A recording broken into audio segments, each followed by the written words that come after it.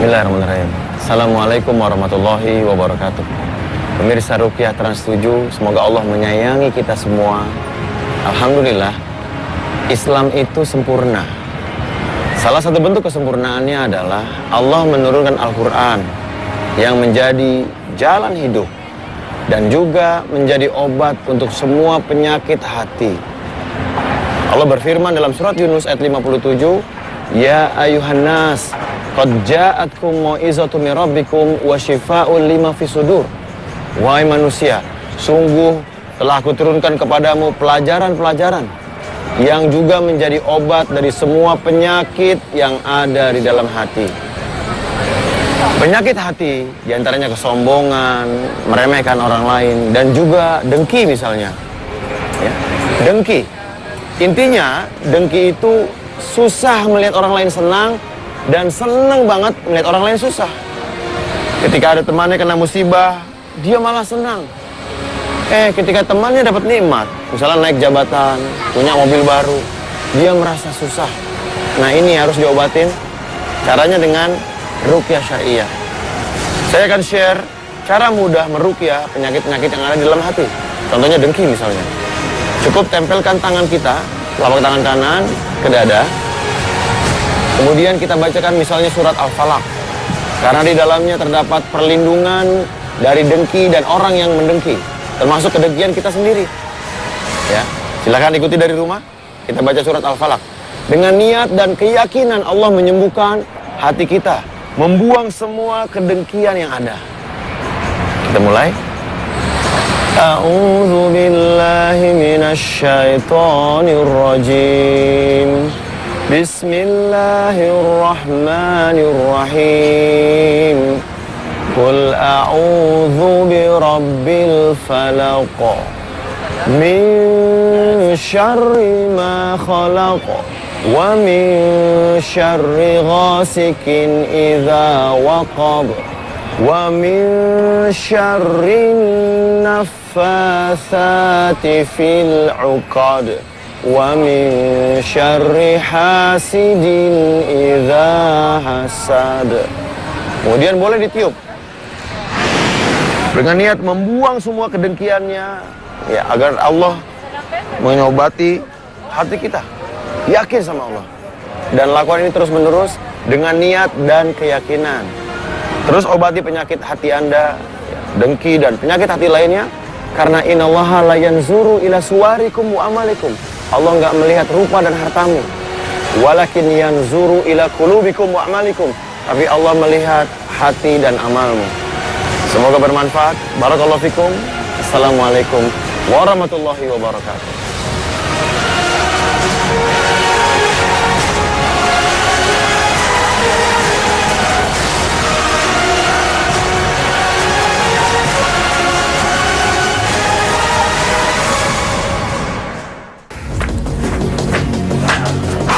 Mas Wisnu, Assalamualaikum. Waalaikumsalam. Bentar. Mas Wisnu, tolongin saya dong. Tolongin Mas. Tuh si saya di rumah teriak-teriak Mas. Mas itu kan suka bawain itu tuh Ruqyah di TV itu. Tolongin dong. Tuh teriak-teriak. Ya, tenang. Gimana? Gini deh, kita ngobrol di dalam deh. Yuk. Nah, jadi tuh kayak dia tuh teriak-teriak terus tangannya tuh yang gini-gini kayak Maksudnya? kayak manggil suaranya nggak jelas. Itu juga saya nggak tahu itu sih saya apa bukan gitu loh. Maaf mas, ini apa mas? Nah ini nih kemarin saya nemuin di bawah kolong tempat tidur. Saya juga nggak tahu nih apaan, saya nggak pernah lihat. Kalau saya buka sih kayak pedang tahu nih apa nih. Gini aja, lebih baik saya telepon Ustaz Adam. Saya coba kasih tahu kisah ceritanya istri antum, nggak apa-apa ya berarti ya? Nggak apa sih? Nggak apa-apa kan? Iya, boleh deh. Kita aja ya. Kita tanya sama yang ahlinya aja. Boleh. Mana? Ya, halo. Assalamualaikum Ustaz. Wisnu Ustaz. Waalaikumsalam warahmatullahi wabarakatuh. Gimana? Afwan nih Ustaz, ini Afwan nih ganggu malam-malam jadinya nih ya. Jadi tetangga anak ini bingung kenapa kok bisa kayak gini, kayak kesurupan ya berarti ya. Kayak kesurupan. Iya, kesurupan ya. Nah, terus waktu diperhatikan ternyata di bawah kasur istrinya beliau itu ini ceritanya kayak apa? Kayak jimat gitu, kayak Tat. pusaka atau gitu, Tat, kayak pedang kecil gitu, Tat. Ada jimatnya juga. Ah, Pertama, ambil jimatnya, kasih minyak, bakar. Sambil bacakan ayat kursi.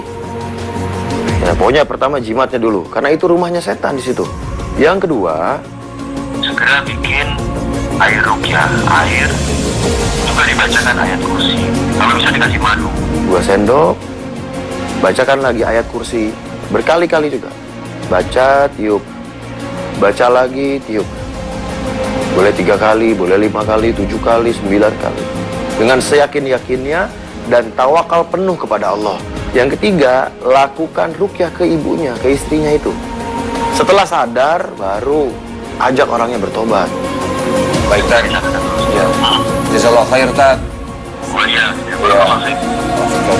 Afwan ya, Tat, mengganggu. Assalamualaikum. La ilaha illallah. Pemirsa rukyah Trans 7 TV, semoga kita dirahmati Allah. Allah yang melarang jimat. Bukan saya, bukan guru-guru saya, bukan siapapun. Islam yang melarang jimat. Ya, Rasulullah mengabarkan, Rasulullah SAW mengabarkan, man ta'allaqa tamimah faqad asyrak. Barang siapa yang mengenakan jimat, baik itu kalung, cincin, gesper, keris, apapun bentuknya, sifatnya seperti jimat, ya, untuk nambah rezeki, mengentengkan jodoh, melindungi diri, menjaga rumah. Yang seperti ini, jimat. Apapun bentuknya, Allah haramkan itu. Dan Allah menjelaskan, lain asyrakta la yahbatanna amaluka. Kalau kamu berbuat syirik, niscaya lebur amalmu. Selain berbuat syirik, mengekalkan orangnya di dalam neraka. Nauzubillah misalnya. Jin-jinnya ini bukan hanya mengganggu orang yang punya jimat, tapi juga bisa mengganggu keluarganya. Bahkan kalau tidak dituntaskan, ya, tidak bertobat segera, tidak dirukyah, jin-jin ini bisa jadi mengganggu keturunan-keturunannya. Ini yang disebut dengan jin keturunan atau jin nasab. Misalnya yang punya jimat udah meninggal, belum tobat, pusakanya diwariskan terus. Ini dia mengganggu ke anak turunnya terus. Ini bahaya sekali. Nauzubillah min dzalik. Semoga Allah menjaga kita semua. Dan jin keturunan ini bahayanya kalau nggak dituntaskan, terus akan mengganggu keluarganya yang punya benda-benda syirik ini. Nah, untuk itu jauhi kesyirikan, segera lakukan rukyah syariah. Nah, gimana kalau kita sayang sama orang tua kita? Dikasih warisan berupa keris-keris sakti misalnya. Kita sayang sama orang tua kita. Tapi hak yang paling pertama kali didahulukan adalah haknya Allah. Dan haknya Allah adalah untuk disembah tanpa kesyirikan sedikit pun. Justru kalau kita sayang sama orang tua kita, langkah paling tepat adalah tinggalkan jimat-jimat itu. Ya, mintakan ampun ke orang tua kita. Dan jangan mewariskan jin-jin keturunan. Next man. Follow me.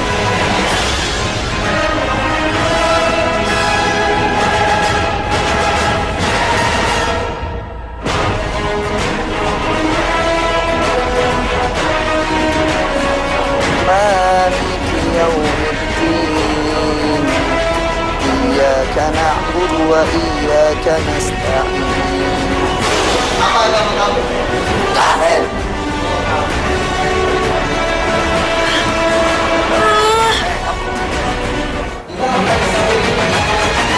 Assalamualaikum warahmatullahi wabarakatuh. Selamat malam pemirsa Rukyah Trans 7. Malam hari ini, Rukyah kembali hadir menyapa Anda, seraya berbagi kisah-kisah mengharukan seputar perjuangan sebuah keluarga melawan dan menghilangkan berbagai gangguan jin. Serta jangan lewatkan tips sederhana dalam merukyah diri Anda sendiri maupun keluarga Anda di akhir acara. Hanya dengan bacaan doa yang berasal dari Al-Quran serta doa-doa sederhana, rukyah menjadi mudah dan menyenangkan.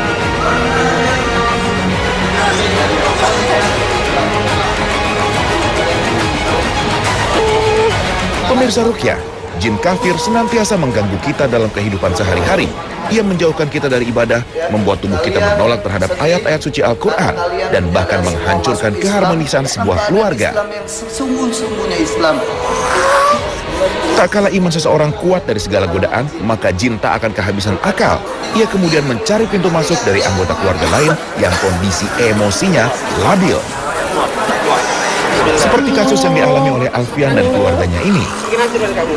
Alfian dan keluarga seringkali mengikuti acara pelatihan ruqyah mandiri yang diadakan oleh Ustadz Ahmad Sahal Ar-Roja'i. Mereka pun telah beberapa kali berkonsultasi seputar ruqyah dengan Ustadz Sahal.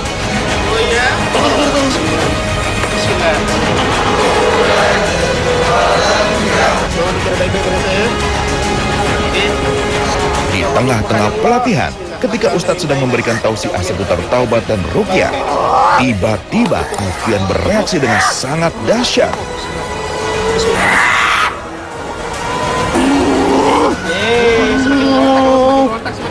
Ia layaknya seekor harimau.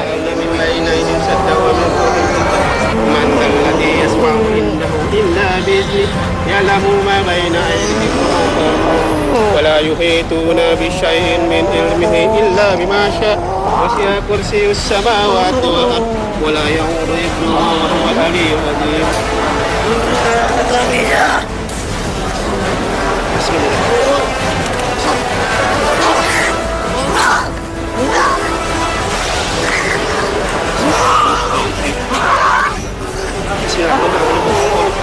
Saat ruqyah saya merasakan di perut itu panas, terus sama di kayak di kuping itu ada yang bisik-bisikin gitu, jangan dengerin bacaan Al-Quran ini. Terus ya pokoknya rasanya pengen ngancurin ustadznya yang baca. Di sisi lain, seorang peserta yang ternyata adalah Ibunda Alfian juga menunjukkan reaksi yang tak kalah dahsyatnya. Ia menangis meraung-raung dan melawan peruqyah wanita yang menanganinya. Waktu ditanya sama ustazah tadi apa yang dirasa sakit, mana yang sakit, ternyata di bagian belakang itu punggung itu ada 2 titik, itu tadi sama di dada sama di rahim sakit gitu kan. Terus kemudian dibacain tadi ayat Al-Quran, tadi kan semakin frontal, kayak semakin nggak sadar tadi kan, terus jatuh itu tadi, terus dibacain semakin ini teriak Ustadz, teriaknya itu kayaknya jinnya itu banyak. Setelah berkonsultasi dengan Ustadz pun kembali meruqyah Alfian dan Bu Reta. Ketika baru saja Ustadz membacakan ayat Al-Quran, Alfian sudah kembali menunjukkan reaksi. Tangannya mengepal dan seluruh tubuhnya gemetaran. Reaksi seperti ini menunjukkan keberadaan jin di dalam tubuhnya yang tak suka ketika mendengar lafaz-lafaz Al-Quran. Dari reaksi yang ditunjukkan, kemungkinan jin yang mengganggu Alfian adalah khodam berupa harimau. Kalau anak saya ini pernah dia bereaksi ketika di ruqyah, dia mengeluarkan jurus-jurus. Nah saat itu baru saya tahu kalau emang ini ada jin dari turunan. Iya. Selama bertahun-tahun bangsa jin terus-menerus mengganggu keluarga Alfian. Semenjak Tri, sang kepala keluarga, bercerai dengan istri pertamanya dan membawa Alfian serta kakaknya dan menikahi Reta, gangguan-gangguan tak wajar mulai sering mereka rasakan. Waktu kejadian kita kan 6 tahun pernikahan, terus setelah saya kan berobat ya Ustadz, saya pengen punya anak. Dari dokter juga udah nggak apa-apa, nggak ada apa-apa katanya.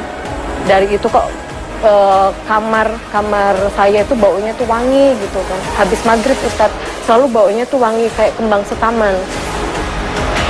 Dalam keseharian pun, Reta dan Tri kerap kali terlibat cekcok. Hanya lantaran masalah sepele, emosi Reta sangat mudah meledak. Ngapain sih? Udah mama kasih gula kok tadi. Ini kopi apa? Yang biasa mama bikin buat papa. Sampai saya tuh nggak sadarnya juga sampai bawa pisau dapur. Saya todongin ke suami saya, bunuh saya. Alfian si bungsu pun tak pernah rukun dengan ibu tirinya tersebut. Meskipun ibunya justru sangat menyayanginya dan menganggapnya sebagai anak sendiri. Teman-teman, Alfian seringkali membangkang dan membantah apa yang dinasihatkan oleh ibunya. Kalau ini tuh sering ngelawan Ustadz. Jadi kalau saya kasih tahu, misal kayak suruh belajar, sholat, ataupun ya nasihat lah, dia selalu ngelawan. Terus juga melotot. Apa sih? Aku sama melotot. Gak mau kayak gitu. Jadi berontak, dianya itu berontak seakan-akan dia itu benci sama saya. Khodam berasal dari kata khodim yang artinya pembantu. Jin khodam berarti jin pembantu. Jin ini berinteraksi dengan rekan dekatnya di kalangan manusia dan bersedia untuk membantunya, sehingga terkadang dia bisa melakukan hal-hal yang tidak bisa dilakukan oleh umumnya manusia, tentu saja dengan bantuan jin.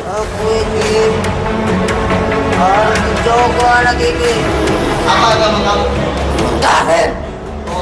Kalau kita coba gunakan metode agar dia tidak kesurupan, tidak mengamuk, bahkan sama kita berdoa sama Allah agar dia mendapat hidayah, mendapat rahmat, tapi dia tetap ngamuk, itu bisa karena pertama posisi pasien saat itu dia tidak benar-benar bertobat kepada Allah secara ikhlas.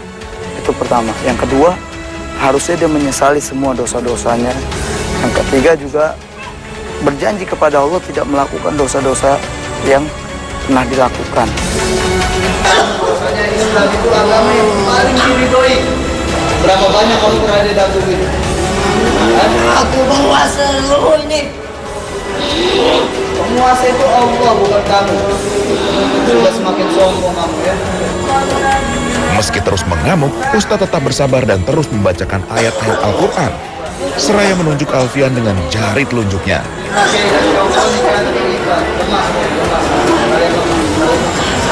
Bismillahirrahmanirrahim. Wa man yaghfirlaha wa ghafurahu wa yata'adda hududahu yudkhil. Dari tulang ekor nih. Saya tarik semua itu. Allah. Dari tulang ekor sini. Setelah ditarik dari tulang ekor dan punggungnya, sebagian jin pun keluar melalui muntahan. Namun ketika Alfian sudah mulai sadar, jin yang ada dalam tubuh Reta secara tiba-tiba menyerang Ustadz Sahal. Ia menarik baju Ustadz. Kamu siapa? Siapa kamu? Siapa kamu? Sengaja kalian bertobat sama wa huwa sami'un alim. Saya tuntut titik lemah kalian. Ustadz Sahal tak mau terpancing emosi. Ustadz terus membacakan ayat dan doa-doa memohon pertolongan Allah Subhanahu wa Ta'ala. Syai'un fil ardi wa la fis sama' wa huwa sami'un alim. Semua terikat, seluruhnya terikat. Saya mohon sama Allah, semua terikat. Nggak bisa melawan kalian, nggak bisa melawan saya kalian semua. Saya bersama Allah. Semua di tangan.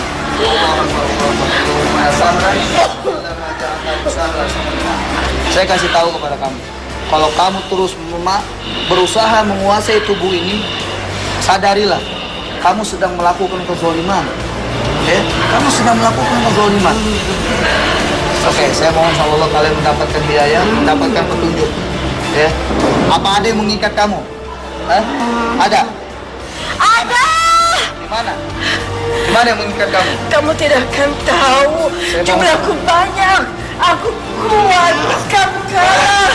Oke, semua. Buat saya haram mundur sebentar. Ya, saya mohon sama Allah kalian akan hancur.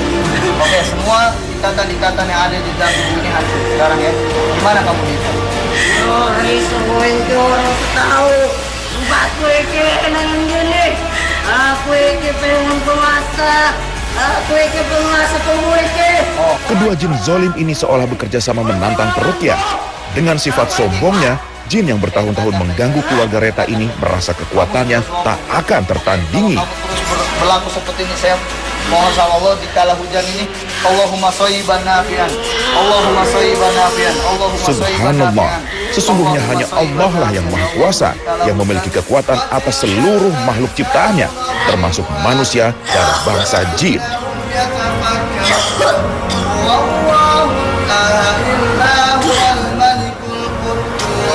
Al-Malikul Quddus Salamul Mu'minul Muhaiminul Azizul Jabbarul Mutakabbir Subhanallahi amma yusrikun.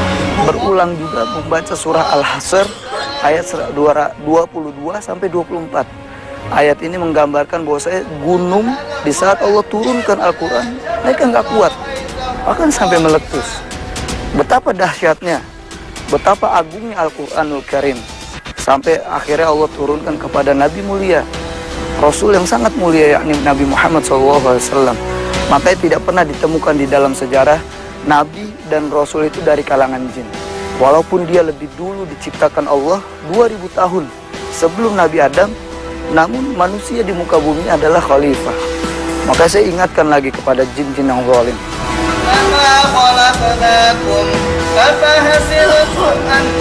Metode jari tauhid seperti dalam gerakan sholat ketika membaca syahadat ini, jin-jin kafir seolah sulit menyerang peruqyah. Dalam beberapa hadis diriwayatkan, meski hanya dengan satu jari saja, dengan izin Allah, kekuatannya sama dengan pukulan besi panas bagi bangsa jin. Meski diserang oleh kedua pasien, Ustadz sama sekali tidak bergeming atau berusaha menyerang kembali. Kenapa saya diam? Ini saya ingin sampaikan bahwasanya disinilah poin kemenangan kita kepada makhluk-makhluk Allah dari kalangan jin yang zalim. Di mana poinnya? Poinnya adalah di saat kita melakukan ruqyatus syar'iyyah, disinilah kita berpegang teguh kepada Allah Subhanahu wa Ta'ala. Kita sertakan tawakal kita pada Allah. Sesungguhnya kita nggak berbuat apa-apa, tapi Allah yang punya kehendak, Allah yang nolong kita. Saat Ustadz membacakan surat Toha ayat 65, jin dalam tubuh Reta dan Alfian seolah tak kuasa menggerakkan tangan mereka.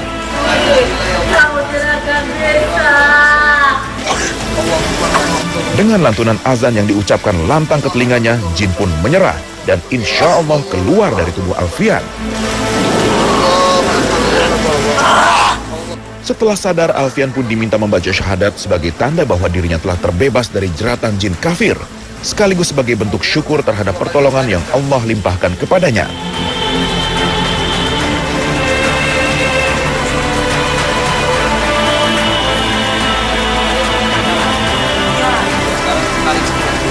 Ustadz pun beralih pada jin yang masih bertahan pada tubuh Reta. Langsung putus menurut kita kena sihir langsung putus. Bismillahirrahmanirrahim. Dari kepala semua keluar. Wa may dengarkan baik-baik. Wa may ya'sillaha wa rasulahu wa yata'adda hududahu yudkhilhu naran khalidan fiha. Masuk neraka jahanam kekal selamanya di dalamnya. Ya. Sebagaimana tidak akan pernah bisa menghancurkannya. Sebagaimana ikatan aku hanya ingin menghancurkannya sebelum misiku berhasil. Tak boleh. Aku tidak akan pergi dalam tubuh ini. Kamu siapa ini sebenarnya? Kamu raja jinnya atau? Iya. Tri sang suami ikut membantu meruqyah Reta. Dengan teknik usapan, ia menarik jin keluar dari tubuh istrinya ini.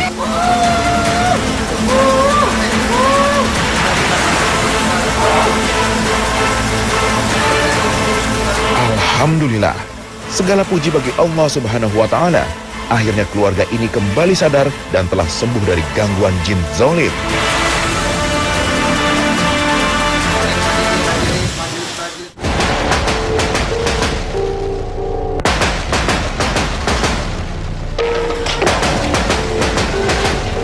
Sehari sebelum ruqyah masal berlangsung, Ustadz Sahal bersama sang istri mengunjungi salah seorang pasien yang meminta bantuannya untuk meruqyah kedua putri kesayangannya.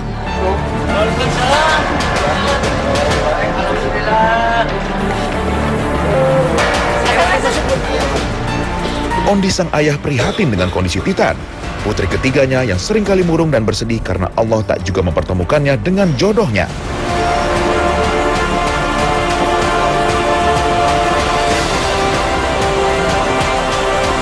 Tak hanya itu, Titan seringkali menjalin hubungan serius dengan laki-laki yang ia cintai, namun ketika ingin beranjak ke pelaminan, tanpa sebab jelas, sang laki-laki selalu meninggalkan Titan.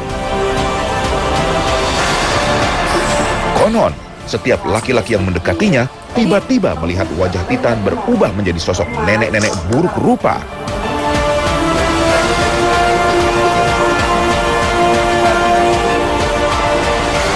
Suatu hari ketika bercermin, Titan pun pernah tak sengaja melihat parasnya berubah menjadi sosok nenek yang menyeramkan.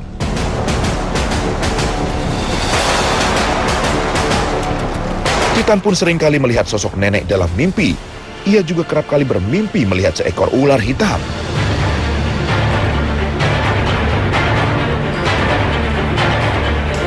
Sementara si bungsu Tazkia, sejak kelas 5 SD hingga saat ini ia duduk di bangku kelas 2 sekolah menengah pertama, sifatnya berubah drastis.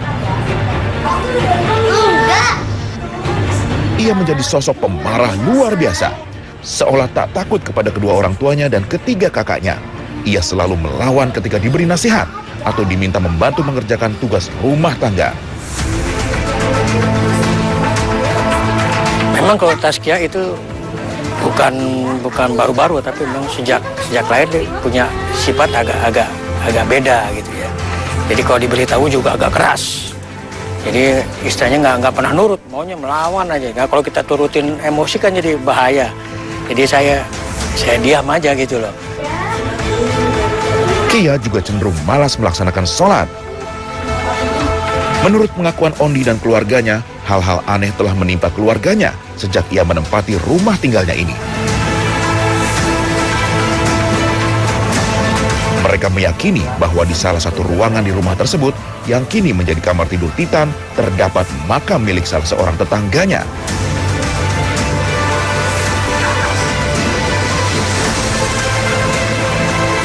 Ditambah lagi, setiap waktu-waktu tertentu, seseorang selalu datang ke halaman rumah Titan dan secara diam-diam menaburkan bunga di sekeliling halaman rumah. Sesungguhnya memang kalau ada makam jangan dijadikan rumah ataupun masjid. Itu akan punya pengaruh besar. Itu yang pertama. Yang kedua, keluarga itu menyimpan tulisan-tulisan Arab yang diyakini ini adalah wafak. Kemudian wafak ini diyakini pula menjadi jimat, pelindung, penjaga. Ini sudah keluar dari konteks syar'i. Sesungguhnya hasbunallah wa ni'mal wakil. Allah yang maha menjaga, Allah yang maha menolong. Bukan kalimat itu. Sebelum melaksanakan ruqyah, sebaiknya kita terlebih dahulu memastikan sudah tak ada lagi jimat-jimat yang tersisa di dalam rumah maupun di sekitar rumah. Karena keberadaan jimat yang merupakan rumah tinggal bagi jin akan mempersulit proses ruqyah. Di dalam rumah Pak Ondi terdapat pedang berlambang kepala ular yang di dalamnya bertuliskan rajah-rajah dengan bahasa Arab. Benda-benda seperti ini apabila diyakini memiliki kekuatan untuk melindungi atau membawa berkah, maka termasuk jimat yang di dalamnya terkandung kesyirikan. Na'udzubillahi min zalik. Setelah seluruh jimat diamankan untuk kemudian dibakar, proses ruqyah pun dimulai. Sebelumnya Ustadz mengajak Titan, Tazkia dan seluruh anggota keluarga untuk bertaubat dari segala kesalahan di masa lalunya. Cara ruqyah yang insya Allah saya akan ajarkan kepada Bapak, Ibu, adik-adik semua. Ini cara sebagaimana Rasulullah melakukan ini sebelum tidurnya. Kita tundukkan hati kita di hadapan Allah. Kita ingat-ingat lagi dosa-dosa kita yang begitu besar di hadapan Allah. Atas semua gangguan-gangguan jin, serangan-serangan sihir, ini dicontohkan oleh Rasulullah Shallallahu Alaihi Wasallam, sebagaimana hadis dari Aisyah radhiyallahu anha. Sebelum tidurnya Rasul melakukan itu dengan cara menggabungkan kedua telapak tangannya, membaca surah Al-Ikhlas, Al-Falaq, An-Nas, tiup telapak tangan 3 kali lalu usap ke seluruh tubuh. Poin penting yang di keluarga ini adalah perlu kita perhatikan sebelum kita tidur, yakni lakukanlah hal-hal yang disunahkan oleh Rasulullah SAW. Saat Ustaz membaca surat Al-Fatihah dan Al-Ikhlas, ketiga putri Ondi langsung bereaksi. Titan mulai menangis, sementara Vita, putri tertuanya, merasakan panas di tenggorokan dan terbatuk-batuk. Jin merasa terusik ketika Ustaz menanyakan siapa mereka. Ketika jin mulai mencoba menguasai raga Titan, Ustadz Sahal melakukan metode dakwah, yakni ia mendakwahi jin agar ia diberi hidayah oleh Allah Azza wa Jalla dan mau bertaubat serta berhenti mengganggu umat manusia. Ketika berdialog dengan jin, peruqyah harus pandai membedakan kapan jin berkata jujur dan kapan ia berdusta. Sedih karena kalian menyadari semua dan peruqyah pun tidak serta-merta meyakini perkataan jin tersebut. Berdialog dilakukan hanya sebatas untuk mendakwahi jin. Saya ajak bangsa-bangsa jin. Berapa banyak kamu semua? 1, kamu tuh. wa asyhadu anna Muhammadan Rasulullah. Rasa sakit yang dirasakan Titan ketika peruqyah menekan bagian ulu hati bisa jadi disebabkan karena di sanalah titik persembunyian jin. Namun perlu diperhatikan, dalam menekan ulu hati, peruqyah tidak menggunakan tenaga yang kuat, melainkan hanya menempelkan telunjuk seraya membaca doa. Kekuatan lafaz ilahi yang mengubah sentuhan pelan menjadi layaknya pukulan bagi bangsa jin zolim.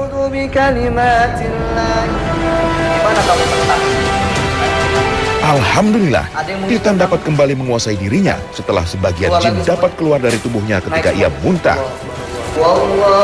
Sementara sang adik Tazkiyah masih kesulitan mengeluarkannya karena masih tertahan di tenggorokan. Ruqyah tidak semata-mata bergantung pada peran peruqyah untuk mengeluarkan jin-jin yang ada di dalam tubuh, namun juga memerlukan kerjasama pasien untuk memerangi serangan-serangan jin. Apabila kita menyerah, maka jin akan mudah bersembunyi dalam tubuh dan sangat sulit untuk diusir. Ruqyah tak hanya selesai dalam satu kali terapi, namun juga harus selalu dibarengi dengan ruqyah mandiri dengan niat khusyuk memohon kesembuhan dari Allah Azza wa Jalla.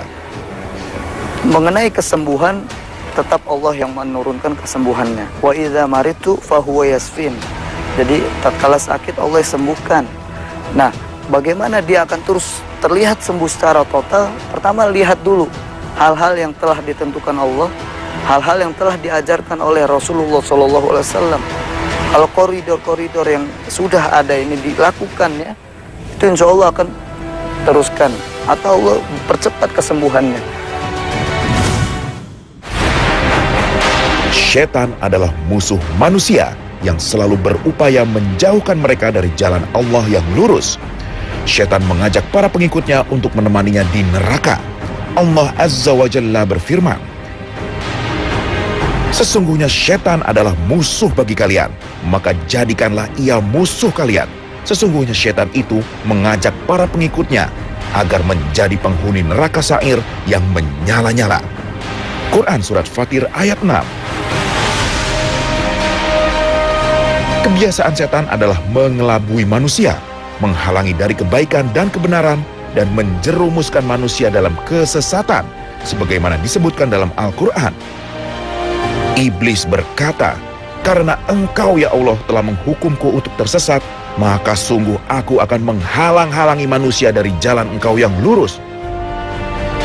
Kemudian aku akan mendatangi menggoda mereka dari hadapan dan dari belakang mereka, dari kanan dan kiri mereka, dan engkau tidak akan mendapati kebanyakan mereka bersyukur taat. Quran Surat Al-A'raf ayat 16 dan 17. Mereka ada di mana-mana. Berbagai cara dilakukan agar manusia jauh dari tauhid dan terjebak dalam lumpur kesyirikan atau kubangan dosa kemaksiatan.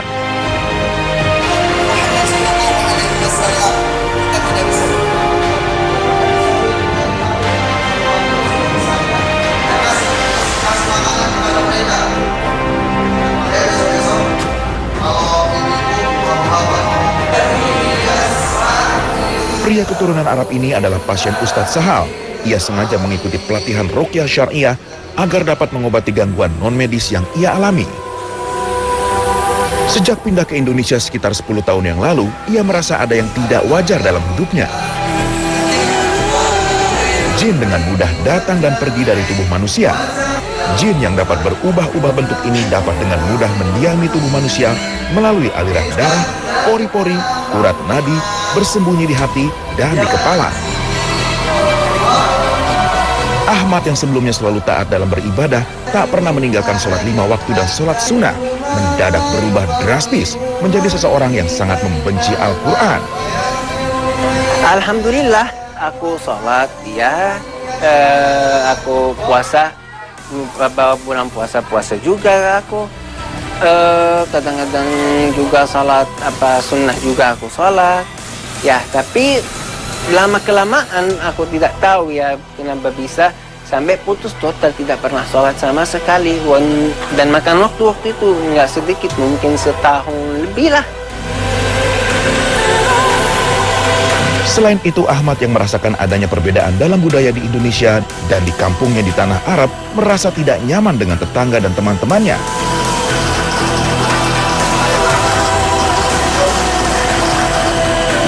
Setelah berkali-kali dekat dengan banyak teman wanita, akhirnya Ahmad berniat menikahi seorang gadis Indonesia yang ia cintai. Setelah berkenalan cukup lama, berbagai halangan ia temui tak kala ingin menuju ke pernikahan. Aku rasa mungkin karena sihir atau apa menghambat jalan ke arah situ. Ya, merasa ada sesuatu yang nggak beres. Kenapa saat mau menikah saja ada aja hal yang nggak benar. Ahmad yang sejak kecil sudah paham mengenai konsep ruqyah di negaranya mencoba mencari pengobatan serupa di Indonesia. Namun ia menemui kesulitan karena tidak semua ruqyah sesuai dengan syariat Islam. Bahkan ketika mencari-cari jalan keluar untuk masalah yang dihadapinya, berbagai gangguan terus muncul. Tiba-tiba bisa saja aku sama dia lagi bicara, kita duduk sebelah-sebelahan, istri sebelah kanan. Bisa saja ada kelabang besar di kaki istri, dari mana datangnya nggak tahu. Sampai akhirnya ia dipertemukan oleh temannya kepada Ustadz Sahal. Ini adalah ketiga kalinya ia mengikuti ruqyah. Sekarang sama-sama kita tarik, kita niatkan. Hingga saat salah seorang peruqyah menanganinya, barulah Ahmad merasakan tubuhnya panas dan bergetar. Ia pun kemudian muntah sebagai isyarat jin mau meninggalkan tubuhnya.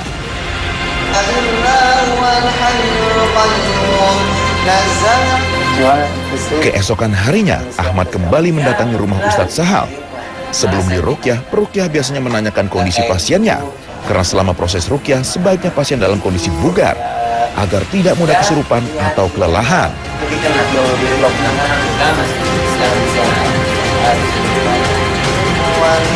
Ustadz Sahal lalu mengajarinya melakukan ruqyah mandiri dengan membaca surah sederhana seperti Al-Ikhlas, Al-Falaq, dan An-Nas. Tujuannya agar Ahmad dapat meruqyah dirinya sendiri dan tidak mengandalkan peruqyah. Karena ruqyah syariah sesungguhnya mudah dan sederhana, bisa dilakukan oleh siapapun. Kita mohon sama Allah atas perlindungan dari Allah Subhanahu wa Ta'ala. Kemudian kita baca surah Al-Ikhlas, kita tiupkan ke telapak tangan 3 kali. Kita mulai. A'udzu billahi minasyaitonir rajim. Yuk. Kemudian kita usap semua anggota tubuh kita seluruhnya. Apa rasanya sekarang? Sekarang pegang bagian yang tidak nyaman sambil kita mohon sama Allah semua. Ahmad merasakan panas luar biasa di dadanya. Ustadz meminta Ahmad melakukan metode usapan, yakni mengusap bagian tubuh yang dirasa sakit dengan membaca doa-doa ruqyah. Tarik semua, Allahu Akbar, Allahu Akbar, naik semua keluar dari mulut. Semuanya, semua naik keluar dari mulut. Naik semua. Seluruhnya. وَمَا يُعَلِّمَانِ مِنْ أَحَدٍ حَتَّى يَقُولَا إِنَّمَا نَحْنُ فِتْنَةٌ فَلَا تَكْفُرْ إِنَّ اللَّهَ عَلَى كُلِّ شَيْءٍ قَدِيرٌ. Siapa kamu yang ada dalam tubuh? Saat Ustadz mendakwahi dan menasihati Ahmad, tiba-tiba ia memandang Ustadz dengan sorot tatapan yang aneh. Sorot mata ini bukan seperti Ahmad ketika sadar. Rupanya bangsa jin telah menguasainya. Kemudian membuat teror dengan mengancam peruqyah melalui tatapan matanya. Rasulullah telah mengabarkan pada kita dalam sabdanya, setan dari kalangan jin bisa masuk ke dalam tubuh manusia dan berjalan melalui aliran darah. Karena itu dengan teknik menekan pada urat-urat darah besar telah mengusik keberadaan jin yang bersembunyi dalam tubuh manusia. Dan ketika Ustadz Sahal membacakan surat An-Nisa ayat 56, dalam surat ini Allah berfirman, sesungguhnya orang-orang kafir tidak mempercayai ayat-ayat Allah akan kami masukkan ke dalam neraka. Setiap kali kulit mereka hancur, kemudian kami ganti dengan kulit lain supaya benar-benar mereka merasakan siksaan itu. Sesungguhnya Allah Maha Perkasa lagi Maha Bijaksana. Ketika dibacakan ayat ini, jin-jin kafir yang mendengarnya merasa takut atas azab Allah. Dan apabila Allah menghendaki, maka seluruh jin dalam tubuh Ahmad akan tunduk pada kebesaran Allah Subhanahu wa Ta'ala. Insya Allah. Alhamdulillah, lebih baik, mungkin tenangnya. Insya Allah. Insya Allah. Mungkin kita coba mendeteksi kembali masih adakah gangguan jin atau sihir. Insya Allah, Anda coba buatkan air ruqyah. Setelah itu antum minum. Nanti kita akan lihat bagaimana reaksi yang dirasakan. Bismillahirrahmanirrahim. Anda mohon sama Allah agar Allah menjadikan air ini sebagai penghancur semua ikatan-ikatan sihir yang masih mengikat di tubuh antum. Anda memohon sama Allah air ini menjadi air obat. Wa nunazzilu minal Qur'ani ma huwa shifaa'u wa rahmatul lil mu'minin. Alhamdulillahi rabbil alamin. Maliki yaumiddin. Teknik lain yang dapat diterapkan pada pasien gangguan jin adalah dengan membuatkan air ruqyah. Dengan segelas air putih yang telah dibacakan doa ruqyah dan diminumkan kepada pasien akan mempermudah proses mengusir jin dari dalam tubuh. Semua kesembuhan berasal dari Allah Ta'ala. Dengan doa dan ikhtiar sempurna, insya Allah kesembuhan pun akan segera datang.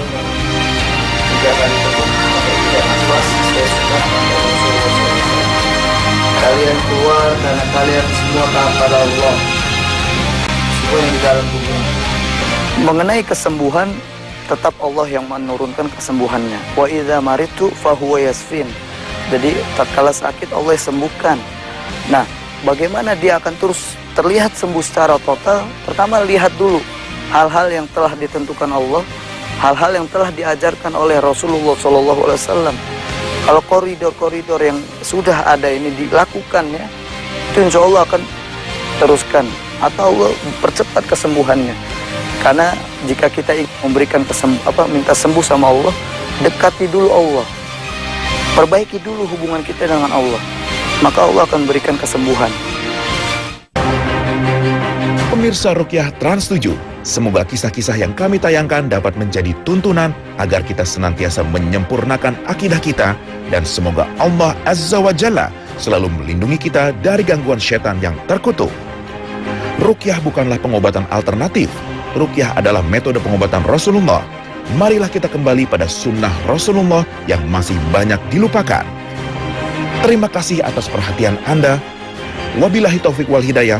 Wassalamualaikum warahmatullahi wabarakatuh.